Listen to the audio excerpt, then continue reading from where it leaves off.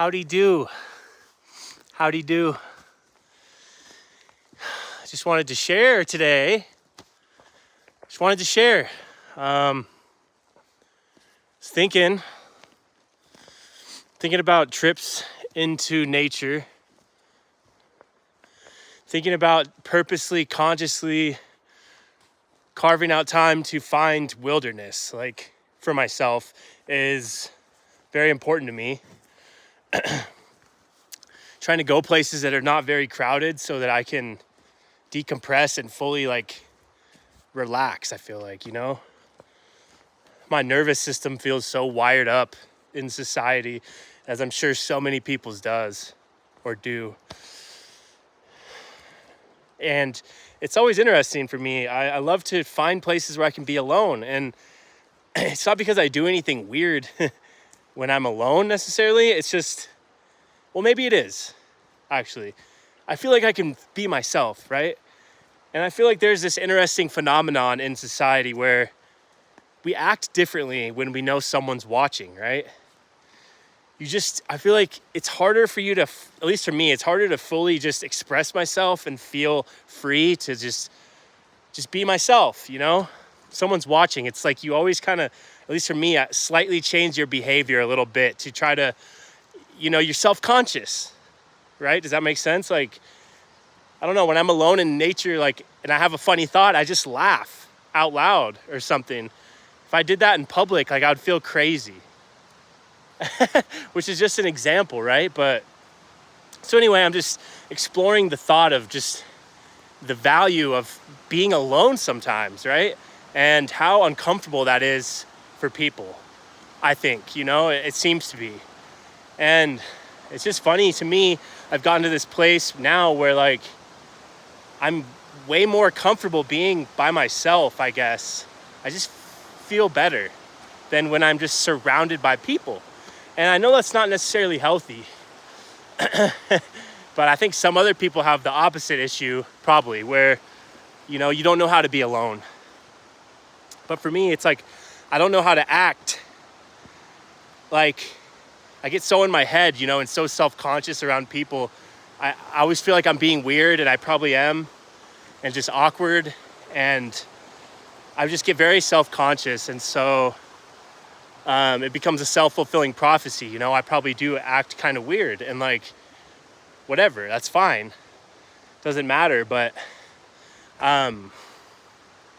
I was just thinking of how special it is to be out in nature and to allow my system to decompress. There's been studies that have been done where people spend time in these green spaces, right? And it's so good for your mental state. It's so good for your spirit. And just you feel, I don't know, it's healing. It's healing to be in natural spaces, and I feel like it's the opposite to be in chaotic environments. For me, in the city, just traffic and lights, I don't know. And just exploring this idea of less being more, I guess, for myself, I feel that in our society now with the technology, I'm just going to speak broadly, but we have become so addicted to stimulation and input from these artificial sources that I kind of feel that, oh shit, dang it. I feel like we have become so addicted to constant stimulation that, the mundane world, the normal slow pace of life, of nature, or just doing simple things, it's not appealing to people now, because it almost seems like it's this wheel of dopamine or whatever it's called, where this chemical in your brain, you want constant stimulation maybe. And you always need more and more and more for your brain to feel that. It is a drug, it is addicting, to be on this phone, to constantly be stimulating your brain.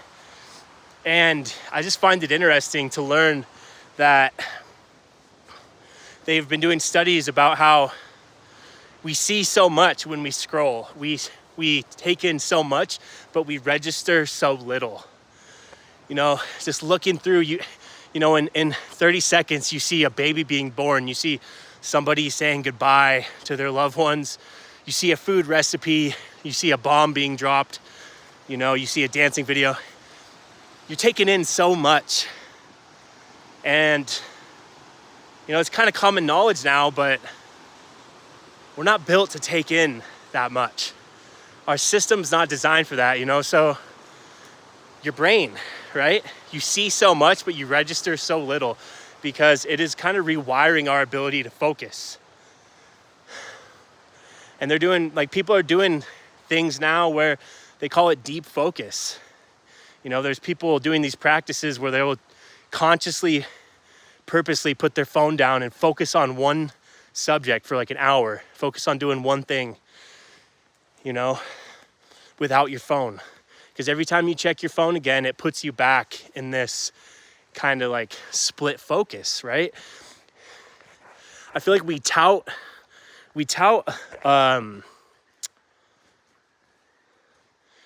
the ability to multitask as if it's a strength, right? But how much quality is any one of those things you're doing when you're not fully focused on it, right? And so I just feel like, for me, meditation, right? Spending time consciously, purposely doing nothing, sitting still for 10 minutes at least. Trying to retrain my brain by going on hikes, spending time not being stimulated. It trains you to, at least for me, it trains me to kind of appreciate the small, real things in life. The birds singing, the lap of the water on the shore as the stream goes by, the sound of the stream. Like, just starting to truly, fully appreciate the real things in real world, right? When I spend time with a family member, try to leave my phone in the other room, like fully being present with what I'm doing. Because to be honest, it's kind of frightening me to see, as I'm holding a phone, speaking into a phone, but it's frightening me to see how much our lives are truly being integrated into this technology. And I just feel that the world around us, it's like, how many people are in this world? Everyone is in a different world now. You have 10 people sitting in a waiting room. They're all in a different world than each other. We're all taking in some other thing. And like, that's cool, I guess, in some sense. But like, I don't think that's healthy, right? We're not connecting anymore with the world around us. I feel, as a broad, I'm painting with broad strokes, but this is what I perceive in my experience living in like a metro area, I guess, suburb. It's like the world around us is not as exciting anymore, or in general, because we're just kind of going into this device like all the time. And so all I wanted to say was, I just wanted to like tout the importance of trying to make time to do something without your phone. As hard as it is, it's an addiction. You have withdrawals and like constantly crave it and think about it. But like, it's still important to try. And to try that as a practice, when you're spending time with a friend, give all your attention to that friend. When you're reading a book, like, try to put your phone away. When you're eating a meal, sometimes, take some time to just fully appreciate the food.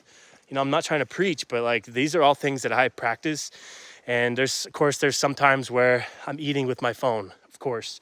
Times when I have my phone when I'm with a friend, of course. But I feel like now when I do those things and I have my phone and I'm doing the multitask, I recognize it. But all I wanted just to share was that I feel too that you will get more joy out of your experiences if you give your full attention to what you're doing, right?